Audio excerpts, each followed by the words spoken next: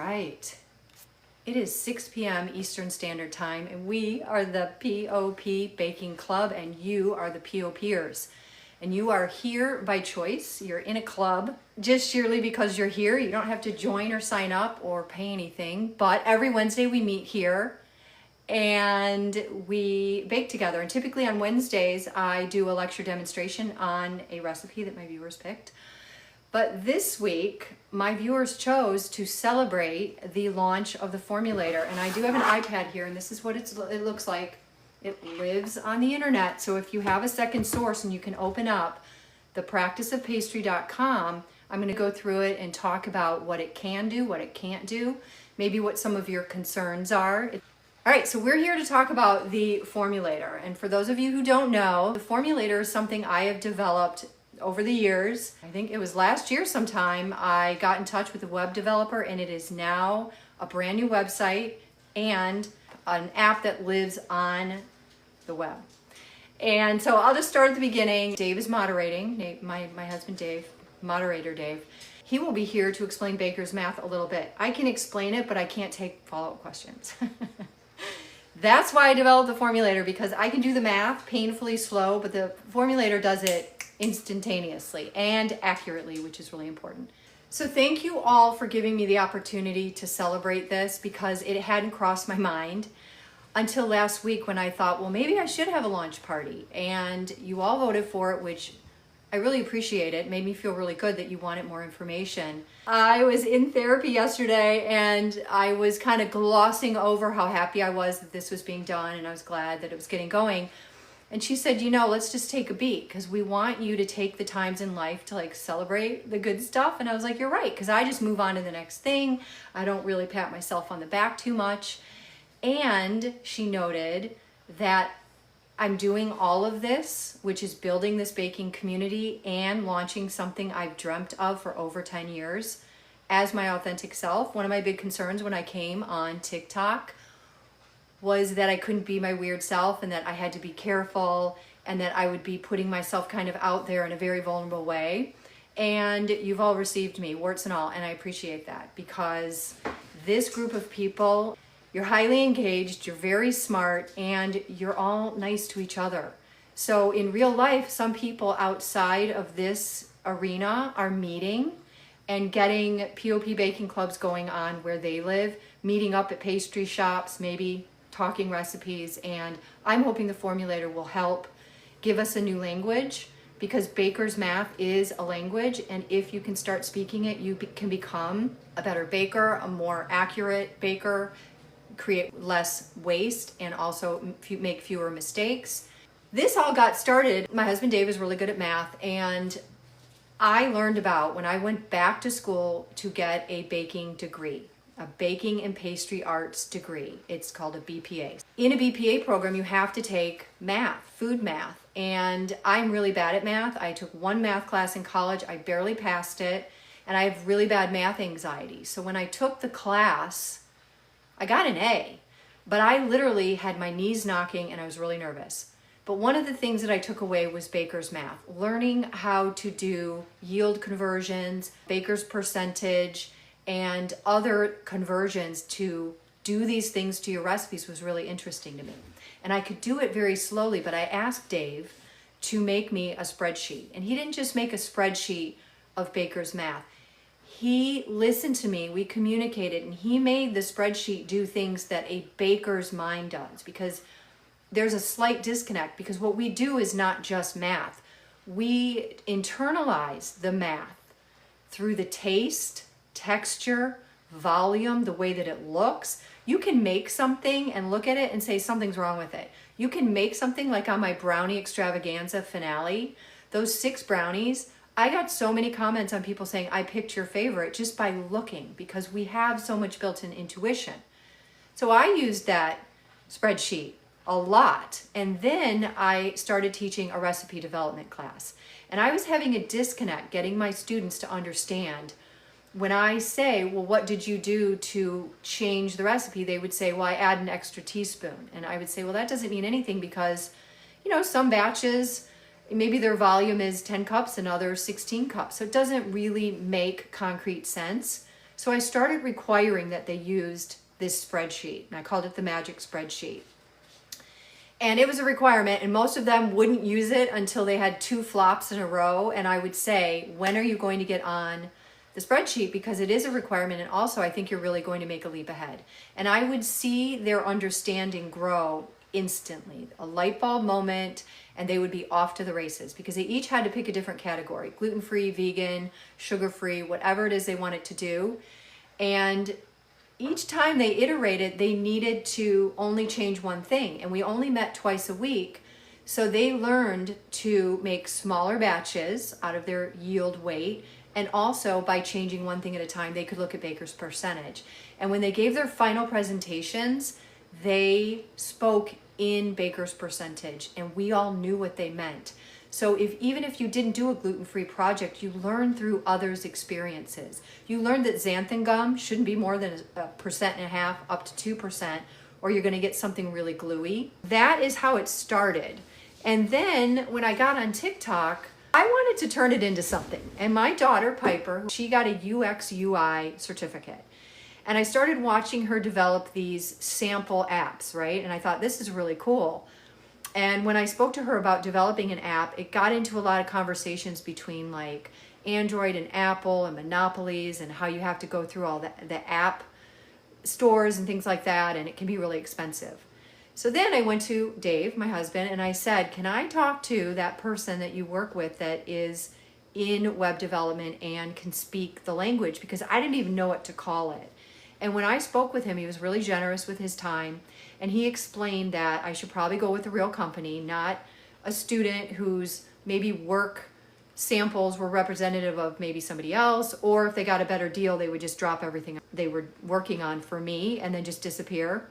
So I reached back to a woman who did all of she's been working with me for 10 years. Any of the fonts you see, these are my drawings, but anything that you see, she developed 4 products. She developed the POP Baking Club logo and my Practice of Pastry logo. And I've been working with her for over 10 years. I said, do you know anybody? I called him and I said, I really want to get it going soon, and I'm really excited. And he was like, I don't think we have the same timeline. And I was like, I think we can work this out. So they're both in Milwaukee, and we work just by phone and whatnot.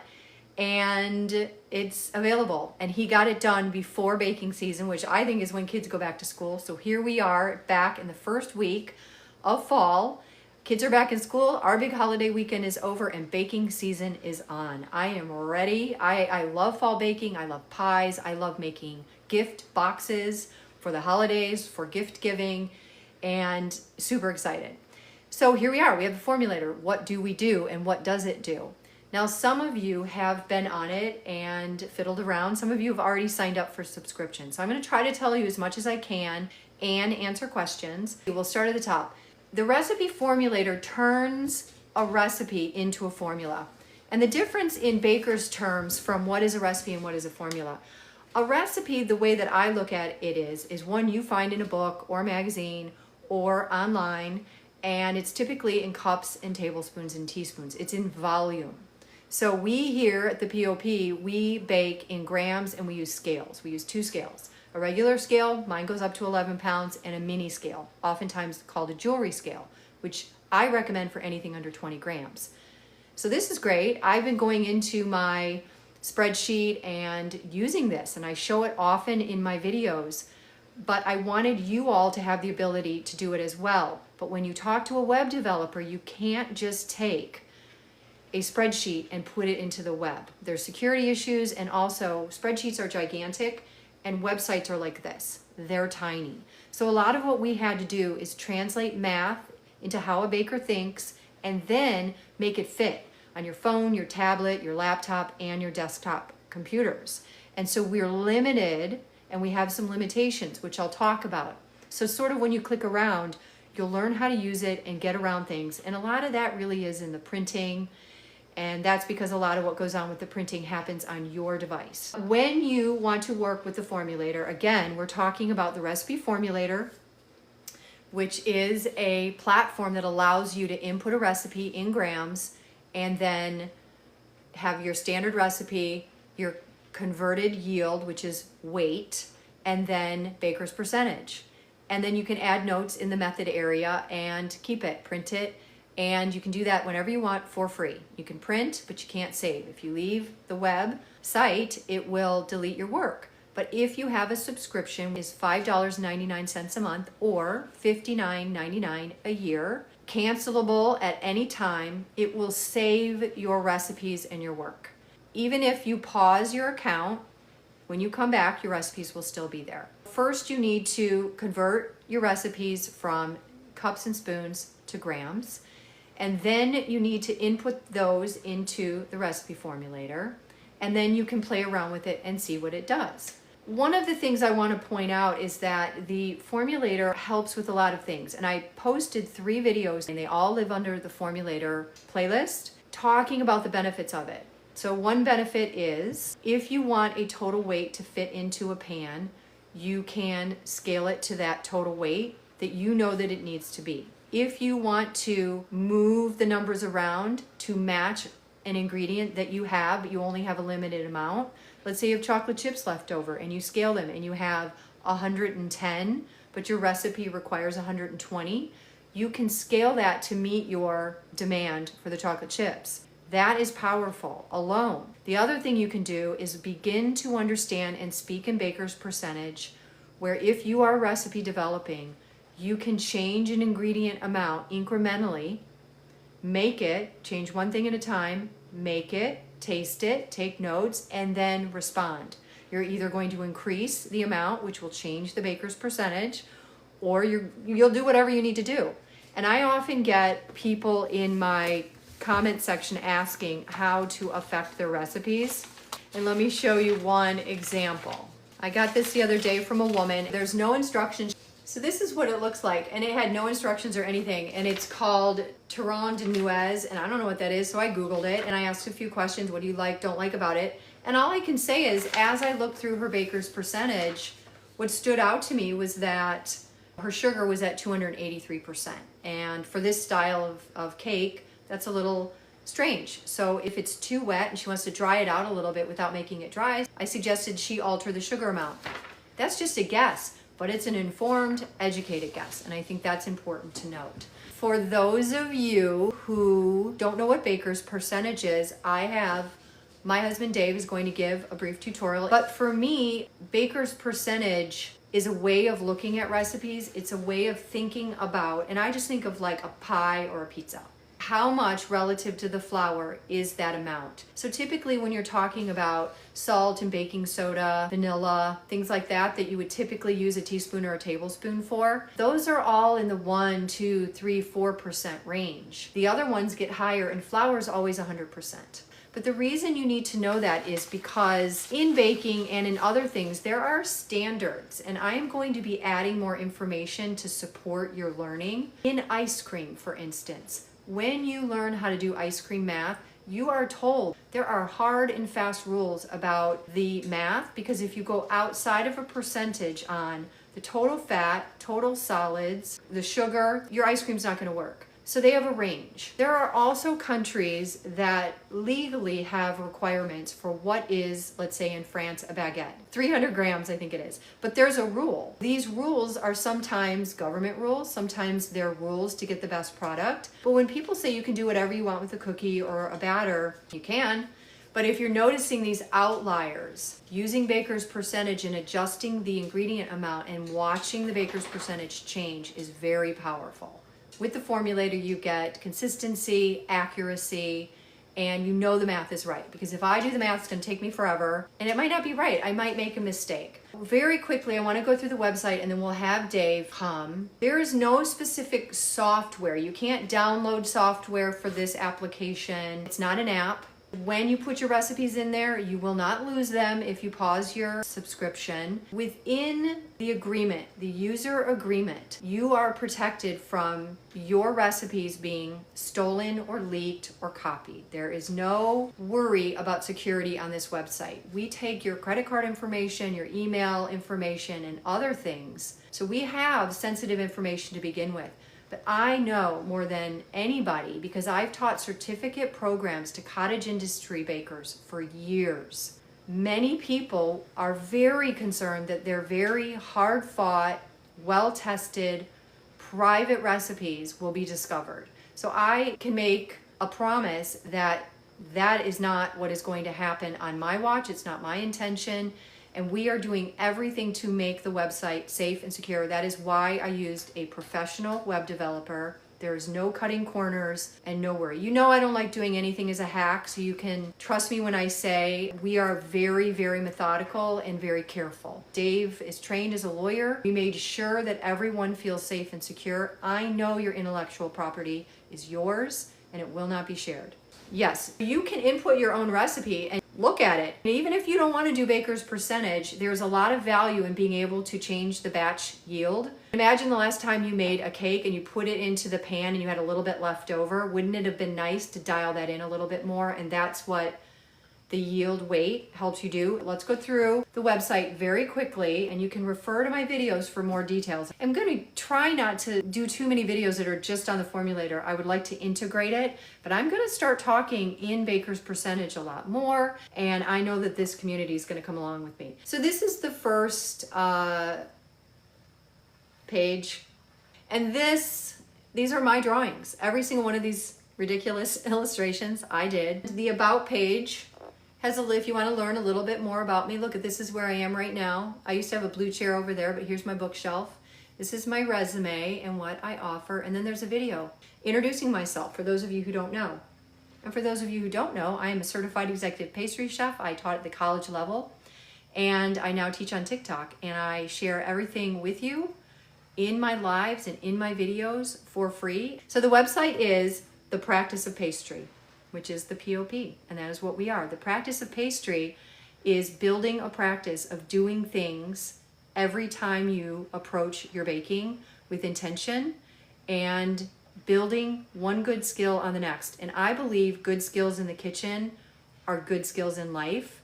Anything that I do that's about patience, preparation, organization, cleaning in between, and thinking like an ingredient is something you can apply to how you approach your life. It's a way of thinking and slowing down and enjoying the process versus just rushing ahead and trying to get to the finished thing and then making mistakes and building frustration. We want ease. Everything that I do is for the beginner baker, advanced baker, and beyond.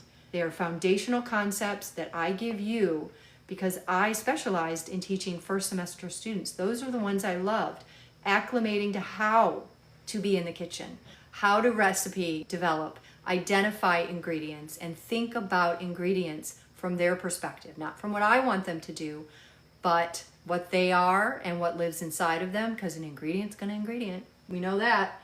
So the FAQ section is like any other, and in here you'll actually find a section Dave wrote, what is baker's percentage?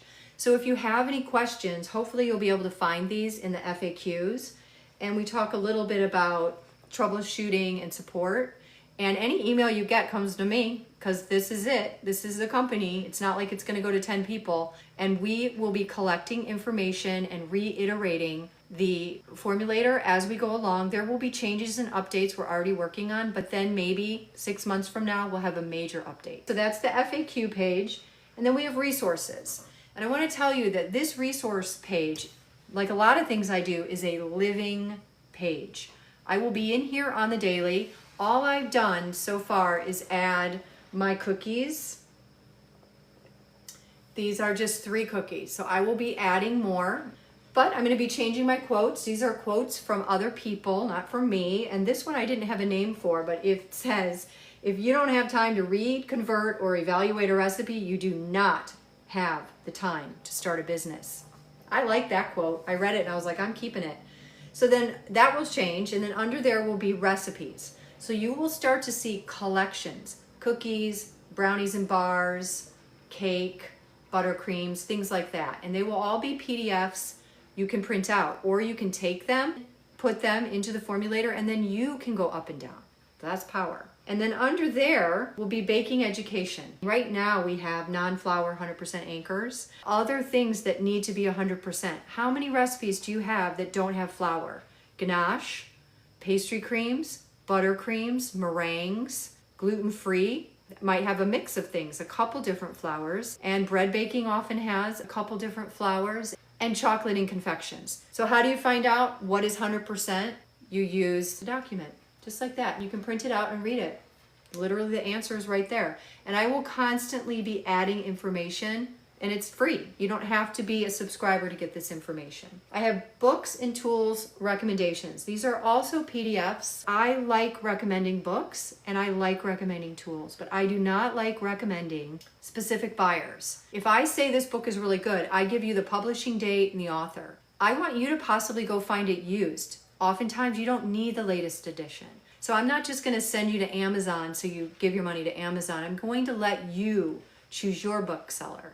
I'm going to let you decide where you spend your money, and the same with the tools. You'll get a good description of what they are. So if I say this is the mini scale that I like, then you can go research it. And if you want it, do, but you might find it for a better price somewhere else. And here is the recipe formulator. And this is what you're going to find when you get here. You're going to find sign in or create an account, and this is a video. This is just my intro video, and I actually put it on the Formulator playlist, and it lives on TikTok as well. Up here I have a couple of things. I have my TikTok account, I have my YouTube account, which is where all these lives live, and then I have Substack. And on Substack you'll find stuff that looks like this. So you're going to get written support there. YouTube, you get all these videos that are 20 minutes, 60 minutes long. TikTok, you get the short stuff, short and sweet, but very informative, and you get to see us and join the live POP family. And then that is Apple Music. It's a living playlist. I'm constantly taking things off and adding things. So that's all that up there. Sign in. Okay, so we're gonna sign in. I've got all my credentials in here. This is the Formulator. So you're gonna look at it, you're gonna think, is this it? Yeah, this is it. Recipe Formulator with, toward the bottom, this video. Just telling you a little bit about it and the benefits of it.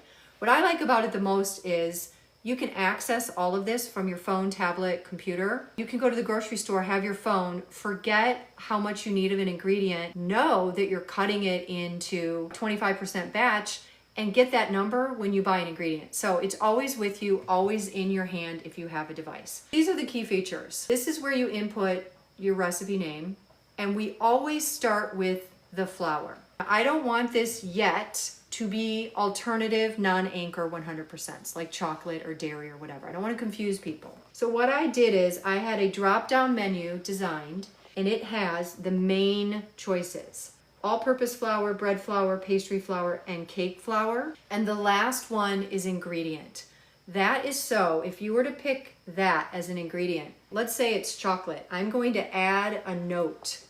Do you see how that note is not boxes, it's straight across? That is going to allow me to put in that in this recipe, I have 200, let's say, grams of chocolate, but right now it just says ingredient. So under it, in an uncalculated row, I will write chocolate.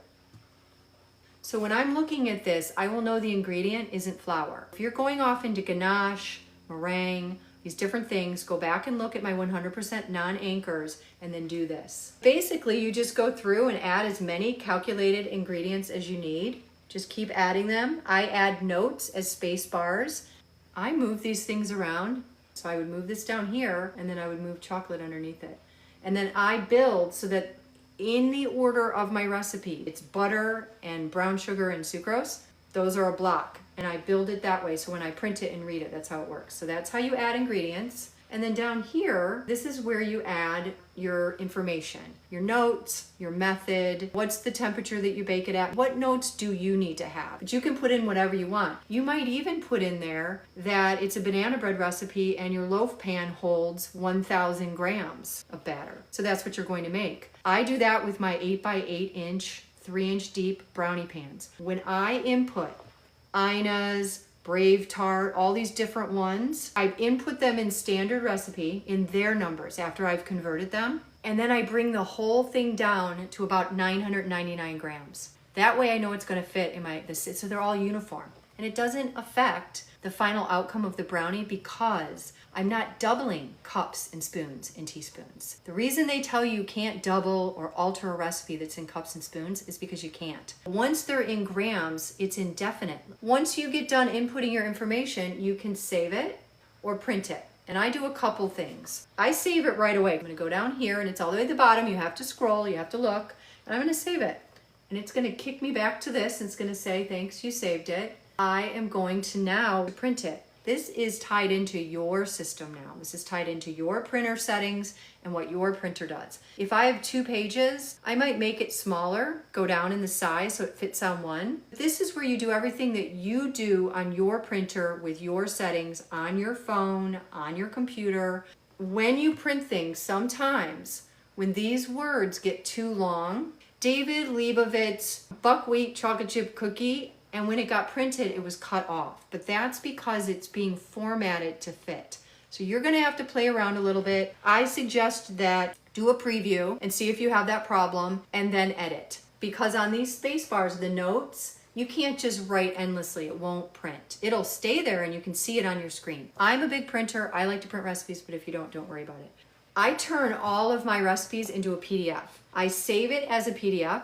I print it so I can use it at my workspace so I can take written notes. And also, once you have a PDF, you can share the PDF with friends. You can email it, text it, and you can also send it to like a print shop and have it bound. So you could take family recipes and turn it into a lovely recipe book for someone's birthday or for a gift. If you run into any problems, shoot me an email or let me know because there's a way to get in touch with me. We will be working on things as they go. Eventually, you will be able to hit the drop down and it will pull up a cup and then you'll put in 1 cup and then you'll type in the ingredient and it will give you the grams. That's the next iteration and we'll start working on it once we get all the bugs worked out here. So meanwhile, and I know that this is a sticking point for a lot of people, I convert recipes every single day. And I use the Baker's Appendix. The Baker's Appendix is by Jessica Reed. It's literally what I use. I go to these charts and I've used this for over 10 years. It works. What you want to do is use one source. Don't use ChatGPT, AI, or Google. Don't use this and. So I like King Arthur Flour's website. They do a good solid conversion, but I trust the Baker's Appendix.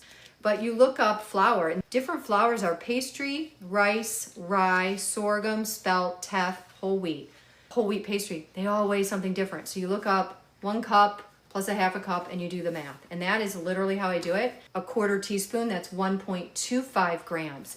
My mini scale does 1.25 grams. So if you want to convert, you're going to have to use a conversion tool, and I would use the Baker's Appendix or kingarthurflour.com. Some of you have asked, why would I want to use the formulator when I can go to ChatGPT or use the internet? And all I can say is AI can look through the whole internet and find all of this evidence, but it's never boiled an egg. And that is true. And I will tell you, I have tried it. I have said, what is a good recipe that will give you a balanced formula? And then I've compared it to my percentages and it doesn't. This isn't about creating a recipe out of nothing. This is about taking a recipe you find that you already like and tweaking it if you want a recipe to develop it. Scale it up and down if you want to make it bigger or smaller, or start to analyze it and compare. And that is why I do all these comparison charts. These comparison charts are not weights. They're baker's percentage. This is a meringue. So I can look and see why I liked Ottolenghi or the Edmonds Pavlova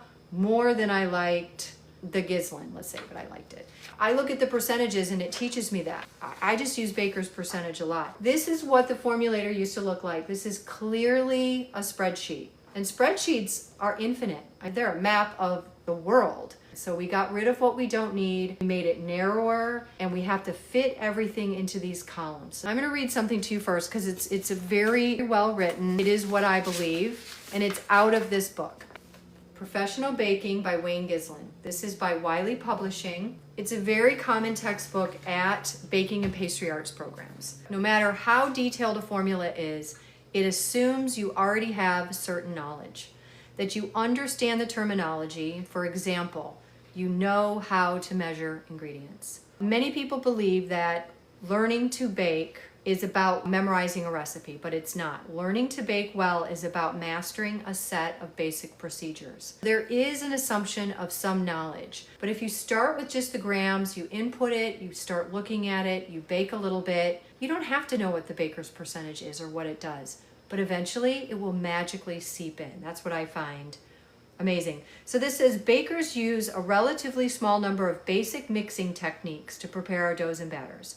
For this reason, a baker's formula may consist only of a list of ingredients and quantities and the name of the mixing method. They want to emphasize the importance of learning basic mixing methods. A written recipe can't tell you everything. Some judgment by the baker is always required. And that's true. So there's a tiny bit of work you're going to need to do. Every batter is different. Some are dense, some are fluffy and aerated.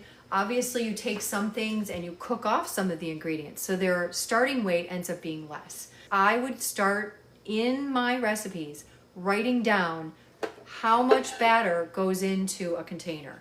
These are 2 loaf pans, but these clearly hold different amounts. So there are a few ways that you can find a quick bread, a banana bread, how much is going to go in here. And rather than just make the recipe and have leftover you have to compost, I don't want to throw it into a smaller pan and have to open my oven and throw off my main event. I want to dial in. One way to do that is by using professional baking.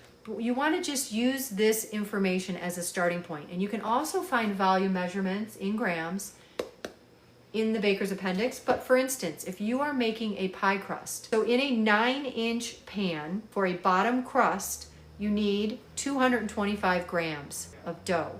And if that's wrong and you have to adjust it next time, you can take notes. Another example is in the procedure of the quick breads. In a 7x7 pan, it holds 575 grams of quick bread. This is just a general starting place, and then you can start to dial in your own stuff. This is average cake scaling and weights. A 6-inch round to sheet pans to squares, cupcakes, round layers, jelly rolls, and tube pans. It gives you estimates in grams. So if you're using something like the Gislin, you are going to be getting really powerful information in grams that's going to support your endeavors. And if you are working in a cottage business, we want you to be able to control waste, control the size of your batches. People will order 12 of the bride's favorite flavor, but it's like a weird flavor that no one else wants. So then they get 100 of the plainer flavor to keep everyone else happy. And so being able to batch scale this up and down instantly is a real game changer, and it's something that I wished I'd had. And when I built this, I not only took what I've learned, because I was self-taught in the beginning, and I ran a cake business for 12 years by the seat of my pants. And when I made mistakes, I didn't know why, and I probably had a lot of waste, and I had problems. And I think, what is it that I wish I had had that I have since learned?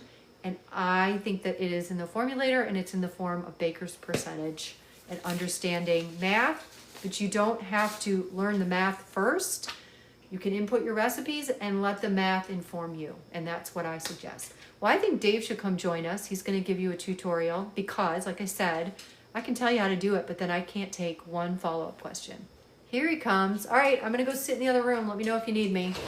Do you need a calculator, Dave, or can you do it in your head? Here is, in hot demand, Dave Meisinger. Thanks. So I'm not really a mathematician or anything. I guess I'm a little bit better than Kathleen, so that makes me the math expert in the house.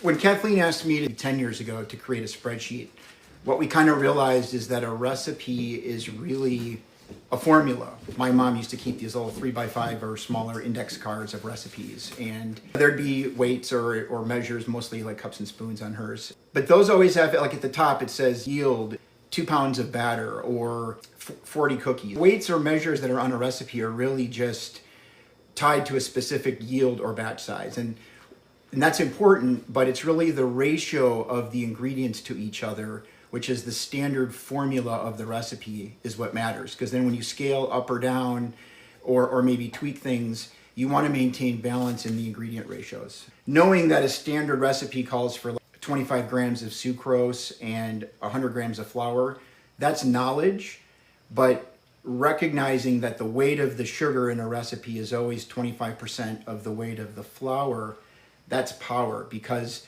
it allows you to kind of know and maintain the ratios of the various ingredients in a recipe to each other. And it's important to do that because how they react is partially dependent on how much sugar there is compared to how much flour or water or salt.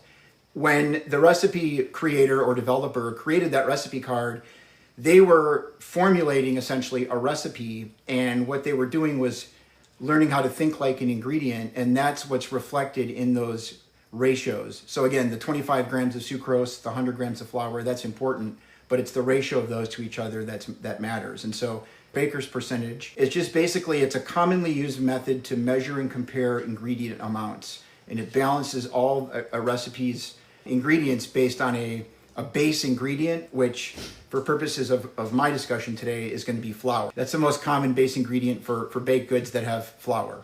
Baker's percentage expresses the ingredient proportion of each ingredient as a ratio of its weight to the weight of the flour. And the weight of the flour is always 100%. Baker's percentage, what is it really? It creates a common language that bakers can use to communicate with each other. And it also is a way for each individual baker to assess and analyze ingredient proportions and to scale recipes up and down in a consistent manner. There's two rules I'm going to talk about, and Kathleen's already covered both of them, but they're very important to consider when using the formulator or just baking. And the first one is you want to use weights for all of your ingredients, not volume measures like cups or spoons. And you want to have a consistent unit of weight, which typically grams is the way to go. That's the only thing that Kathleen uses. And when everything's in the same unit of weight, you can scale it up and down, and you can actually calculate baker's percentage. It's very mathematically challenging or just impractical to try to do it if you've got different units of measure or you've got volumes of this and weights of that. Setting that rule aside, the weight of the grams of flour is always the basis of your baker's percentage, and it's always 100%. Just a real simple math concept. A lot of times people even get hung up on, well, what does percent mean? So here's my sort of elementary explanation of that. So a percent, and it's short. Percent is really, if you looked it up like in a dictionary, I think the definition would be something like parts per hundred or per hundred. So you think of US currency, a penny. Like, what is that? Well, you call it a cent. Well, why do you call it a cent? Well, because it's 1% of a dollar. A dollar is the basic unit of measure, and there's 100 pennies in a dollar, and one out of 100 is 1%. So you can kind of think about it that way. If salt's baker's percentage is 1%, that means there's sort of like a penny's worth of salt for every dollar of flour in that recipe. Again, it would be in grams versus US currency, but that's how you think of percentages. Why do you call it coin that's about this big a quarter? Well, because it's 25 cents. What does that mean? It's 25% of a dollar. It's 1/4 of a dollar. So really, percentages is really all kind of parts per hundred. What's $2? It's 200% of a dollar. That's a good analogy, and really it works really well for sort of decimal-based number systems like the metric system, which is why bakers, if not everybody in the United States, should be using the metric system. But it works really well. If you have a gram of salt and 100 grams of flour in your recipe, the baker's percentage of that salt is 1%, which is 1 part per 100, or like 1 cent. There is an example in the Q&A section of the website, which is thepracticeofpastry.com, where I tried to kind of spell out how the percentages always kind of hold the same regardless of the number of grams, as long as you kind of adjust everything using the same conversion factor or percentage, which is that box at the top of the formulator that you use to adjust your yield or your batch size once you've input the standard weight of each ingredient. Baker's percentage ratios remain constant as you adjust the batch size or the yield. So it's really important when you adjust that, you're going to see all of the numbers change. The baker's percentages, subject to some rounding, is going to stay the same. Kathleen had a couple really good posts earlier today where she kind of demonstrated some of the value of using the formulator or baker's percentage. One is that once you've put all the standard weights in for a recipe, you can tweak that percentage at the top to get to a total grams or total weight of the whole batch that works for whatever size recipe you want to use. So if you put in all the ingredients, you get 1,000 grams of cookie dough. Again, the baker's percentages will stay the same, but it's allowed you to scale to the size of the yield that you want. Or another post that Kathleen had today, which works really well with the formulator. I want to make banana bread, and I've got a recipe, but I've only got 450 grams of peeled and ready to go bananas.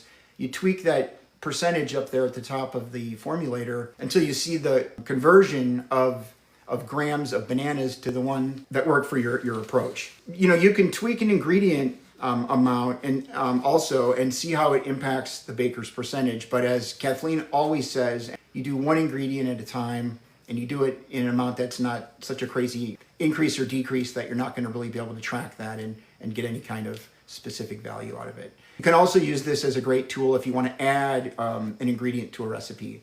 Like you've got a cake mix or a muffin mix, but you want to add raisins or chocolate chips. You can add those and kind of look at baker's percentage of that newly added ingredient to the flour, but without changing the baker's percentage of any of the other ingredients. Another key value of the Formulator is if you find a recipe from a magazine or content creator, or someone gives it to you, or something from a family member, you put it in there, you're going to see all of the baker's percentages. There are sort of recognized standards of ingredient ratios that have been developed and honed for generations of bakers. So you don't have to invent the wheel and all that stuff or reinvent it. You might know, let's say a typical recipe for chocolate chip cookies might have 1 or 2% baker's percentage for salt. If you input a recipe for chocolate chip cookies and you say, wow, the baker's percentage of salt is 14.5%, that might be a red flag, or at least a yellow flag, where you think, make sure I entered it correct.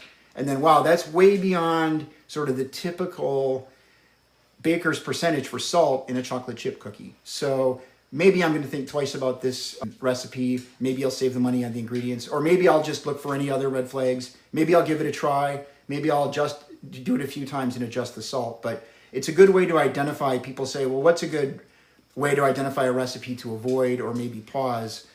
A baker's percentage that's out of the norm would be suspect. If you have like a muffin mix and you're pretty happy with the way it works and you want to add an amount of raisins to it, let's say, you can play with the raisins and see how adding 50 grams or whatever it might be, it'll give you a baker's percentage based on the ratio of those grams to the weight of flour in the recipe. And you can try it and you can tweak that, whether just with the Formulator or based on actually trying the recipe in different formulations. It allows you to tweak that and see what's a good baker's percentage of raisins without impacting all of the other ingredients in the recipe. So a gram is a gram. If something's been weighed properly and you kind of tared the scale and everything, if you have 50 grams of a liquid, it's 50 grams. And so the grams should play out. That's why we want you to do everything in weight versus volume, or a combination of weight and volume. You make those conversions using a reputable conversion source like the Baker's Appendix. So they've already done that thinking for you. But there is a difference between how much glucose weighs and how much water weighs. So Kathleen mentioned when you're converting like cups and spoons or volume measures to grams, it's very important to use a well-recognized resource and stick with that resource basically all the time, because you get to know it and it creates consistency among your approach, everything you put in the Formulator, everything you bake. And it's very important to actually use something that's very specific to the ingredient. So I spent a little time today on the King Arthur ingredient weight chart. It's right on their website.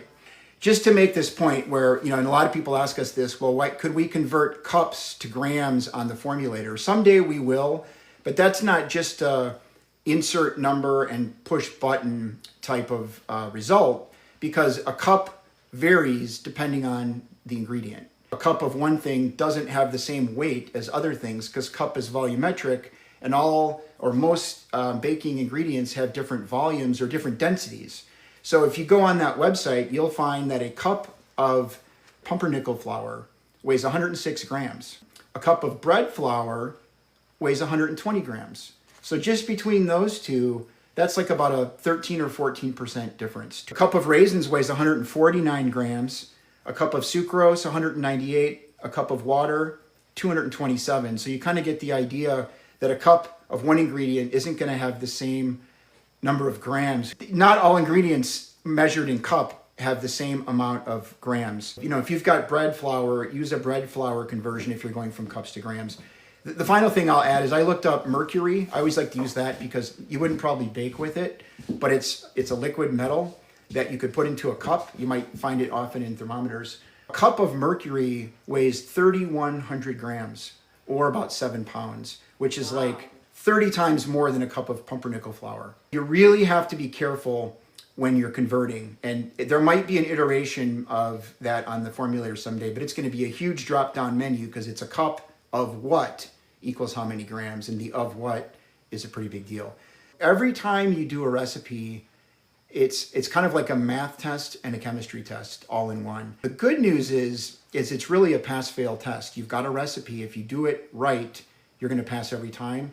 And the cheat sheet on that test is the formulator. If you use the formulator, you're going to pass the test every time. And that's why Kathleen uses it. That's why we created it. And that's why we're sharing it with you. I think at this point, you're better off with me being the moderator. Thank you, Kathleen. Thank you, Dave. I appreciate you very much. Thank you, Dave. Math moderator. Why are most recipes still in volumetric measurements? I don't know, and I'm trying to change that by letting people know that we're tired of it. When I started on TikTok 3 years ago, nobody was doing in grams. It was very frustrating, and even now most do it in grams, but they don't do the teaspoons and tablespoons, but more and more people are. But what I found is it's becoming very common. And it's not a fight I have to fight. It's just a movement I need to get behind. You know, that's the thing. There are mathematical answers and then there are baking answers. And there is a difference because even when you're talking about raisins, are you hydrating them before they go into your bread dough or to your muffin? A muffin's not a big deal if you put a raisin in there or a cookie. There's not a lot of moisture to migrate. But if you're doing bread, that's why they're called soakers. Certain nuts and oats and dried fruit, you have to soak either in water or in rum because they're going to suck all the moisture out of your formula. These are things that bakers that do a lot of bread work know because water is so important, hydration is so important to bread making. Those are the kinds of things that you have to learn a little bit about. Reassure other people that it's easier. Scales are not scary, they are easy, and literally if you come to me and you say, oh, I did something and it doesn't work, if you didn't scale, I cannot help you. So much easier, actually. I try to tell people, but they don't believe me. It is easier, cleaner, faster to scale. And I used to think that the price of the scales was the limit, but they've gotten so inexpensive. As a Brit, I've always used grams, but trying American recipes with cups scares me. It should. There are books written like that, and they say, don't double it, don't cut it in half. I mean, how do you measure 12 tablespoons of flour? I've seen them where they're bizarre. It's so frustrating. What do you do if a recipe has an ingredient with both volume and grams, but they don't match the conversion book? What do you use? I always stick with the baker's appendix and I convert any volume measurements to grams. Now that can involve a little bit of trickery, but 8 ounces of butter, is half a pound, so you can get there. It depends on what it is, but I'll tell you, there are recipes that'll do like 1 stick of butter, 8 ounces of milk, 20 grams of flour, and you're like, where are they getting these numbers? Sugar, a cup of sugar plus 2 tablespoons and a quarter yeah, so it's time. We need to switch. Let's make this a movement. That's what we're trying to do. Plus, it's wildly inaccurate. I like to buy my butter from Restaurant Depot, and that's how professionals, they have 1 pound, it's a block, and it's wrapped. So you chop it up and you weigh it out. The stuff you get at the grocery store has tick marks on it for tablespoons. And have you ever noticed those? I mean, you can figure it out, but the papers are like not put on right, so it's like crooked. But it's ridiculous. Absolutely beyond frustrating to me that you cannot do 4 tablespoons of butter or shortening or molasses. These things stick. So it's best to use a converter and just trust it. And that's why I use one conversion source. And I don't get nervous with the baker's appendix. I do when I see that the recipe, for instance, if the baker's appendix says a cup of all-purpose flour is 120 grams, let's say, I'm not saying it is, but, and then the recipe developer says it's 180, I'm like, red flag. So it is interesting how I try to connect the dots, and occasionally I'll let a recipe go because I'm like, I don't feel like having a bad outcome. And this person's instructions are a little wonky, so I kind of don't trust them. I feel like chefs always record their formulas in ounces. Well, if you are a culinary chef, I can see that makes sense. If you are a baker and you're doing it in ounces, it's no better than cups and spoons. It's a volume measurement. What if someone called for an ounce of butter and you wanted to make it 3 times? I don't like ounces either. So you see red flags when you convert. You have to immerse yourself in the recipe. Read the whole thing through. Convert all of the grams. Even, I go as far as to put it into the formulator and compare it to other similar recipes. That's why I have the percentages for all my chocolate chip cookies, all my brownie recipes, all my shortbread, all my meringues. Because if I really liked one, I can really zero in, and then I can go back and look, how is that written? How did they explain the method? And if it's wrong, that's a red flag. Math emergencies, Dave's on standby. I'm curious, is there a time when cups is accurate or essential in a recipe? No. I mean, you can be a little more free if it's something like a chocolate chip or something like that. But never, I mean, literally never, never, ever. It's always by grams, and I use a mini scale. So, I mean, somebody posted the 6th Street chocolate chip cookie recipe, and in there, she wrote 1 whole egg and 1 egg yolk. And I said, I really appreciate you doing my recipe, but you can't do that. It has to be 14 grams of yolk and 43 grams of whole egg. That is a fact. I'm not here to give you permission to just do whatever you want, because I can't give you permission. The ingredients are going to ingredient, and they don't care what you want. They care what temperature it is, how long you mix them, how you scale, all that stuff. I always weigh my eggs too, because there's some smaller and some larger. Absolutely, and we buy farm eggs, and I will show you right now. No better example of what I'm talking about without being overly dramatic. Can you see how small this egg is compared to this egg? Like how small this guy is compared to this guy? I mean, major difference. If you are running a small business and you have farm friends, and you have farmers who have chickens, first of all, you're super lucky. Second of all, you can take those eggs off their hands, because when they go to sell them, they generally try to put like with like, and they don't grade them always, just at the farmer's market like they do at the store. That's why when you go to the store and you get a conventional egg, they're all pretty much the same size. It's regulated. These aren't regulated. I don't mind it. But I worked for a bakery, and they specifically took all the odds and ends off of the farmer's hands, because it didn't matter to us, because we were scaling them all out. And they were a little bit cheaper that way. To scale eggs, you scramble them and then weigh them. Yes, especially the whole eggs. And you don't want to aerate them, but you definitely want to break them apart and get them aerated. Now, there are some people who will put a hand blender in there and everything, and you can, as long as you're not aerating them too, you're not adding bubbles. But absolutely, that is what I do. So I have whole eggs, yolks, and whites. Those are all separate. And it works very well. I have a whole scalings playlist. How do you input 2 flours in the formulator? They don't add up to 100%. That is a great point. And that is where I recommended you add in the drop down ingredient, and then you add 2 notes underneath. Those are uncalculated. So you put the total weight of the flour, and then you write yourself a note that says bread flour 200 grams, all-purpose flour 50 grams. Right here is the 100%. When you click on the pull down, instead of picking one of the flours, you're going to hit ingredient, and then underneath you're going to add a note. Instead of picking one of the flours, because I have 2, I pick ingredient. So I have ingredient at 250 grams, and then I just wrote a note to myself. This is not calculated. It says bread flour 200 grams, all-purpose flour 50. And that serves the purpose. It's kind of a workaround, but that's how I've been using it. Quite frankly, I don't have a spreadsheet that does bread math, so I've been doing that for years. I've never done anything else. Yes, if you use the methods that I share, I didn't invent them. I didn't invent anything. If you have an inclination to do this kind of work, you'll be a good baker. It doesn't mean that if you don't have the inclination, if you tend to be a little messier and a little more scattered, my methods can actually bring calm and organization into the process. A lot of people have let me know they haven't baked in years because they've had so many failures. My own daughter doesn't bake because it's so expensive. Build your confidence one recipe at a time. Build your understanding one thing at a time. Go slow. This is not about a finished product. It's not about an end point. This is about the process of learning and understanding and internalizing all of this stuff. It's enjoyable. I mean, I think about that all the time. I really, really just enjoy the work, and I like to analyze the product. What is your channel name? It's the Practice of Pastry across the board. The POP is just a short way of saying the practice of pastry. Think of the practice of law, the practice of yoga. It's the practice of pastry. That's my website, The Practice of Pastry, Substack, YouTube, and here on TikTok. I love this baking community. I appreciate you giving me the chance to acknowledge what I've done, to celebrate that victory with all of you who I know are super supportive, engaged, lovely people and bakers, and I'm glad to have all of you along for the ride. And if you want to laugh, go to the bottom of my TikTok page and my profile and see how I started.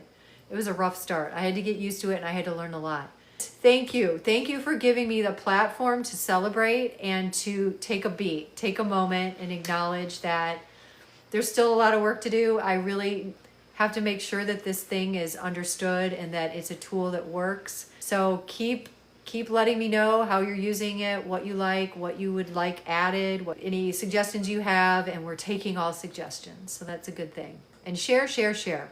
I am asking you to share. In essence, I do all of these classes for free. I give good content for free, and I don't want to have to monetize certain things and certain aspects, but I think that this tool is good. I think $5.99 a month is a fair amount, and I hope you all agree, and we'll see. We'll see how it goes. Appreciate your passion for this. It's so refreshing. Thank you. I am hardcore, but the funny part is I'm not unusual. There's a lot of us out there, and so there's people who like to do baking one way and people who like to do it the way I like to do it, and we just need to meet up. We don't need to criticize the others or worry about it. I just want people to know that there is a different way to do things, and there are other people that can prop you up and explain things and be community at a much more critical thinking level, where it's not about bragging or showing off. It's about the learning. It's about doing good work and keeping the tradition of baking alive, because there aren't a lot of people now who have grandmothers who are raising them on a weekly Sunday pie or a weekly dinner with the family. I mean, things are changing, and so we need support. And if you can't or don't live where there's a school, if you can't or don't work for someone who has a lot to teach you, you have to find it, and you can find it here. This is to layer in the learning. My intention is to teach. I am a teacher, and I want you to learn, even if it's in little increments, which is the best way to learn, so that you're in control. You should begin to understand what you're looking for and what's happening in the ingredient function.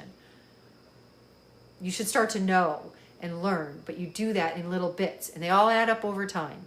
And my playlists are treasure trove.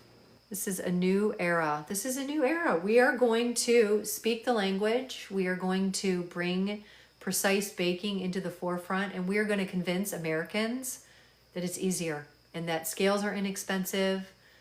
And if we're all on the same page, we're all going to be having the same conversation. We are a baking community that commune tonight, and I appreciate all of you. All right, everybody, I hope you have a wonderful rest of your week. Happy baking. Happy testing the formulator. I look forward to your feedback. I hope that between all these different platforms, we can connect all the dots. Thank you, Dave. Yes, thank you, Dave. He braved it and came on. He is now officially a TikToker. All right, everybody, happy baking. See you soon. All the best. Thanks again.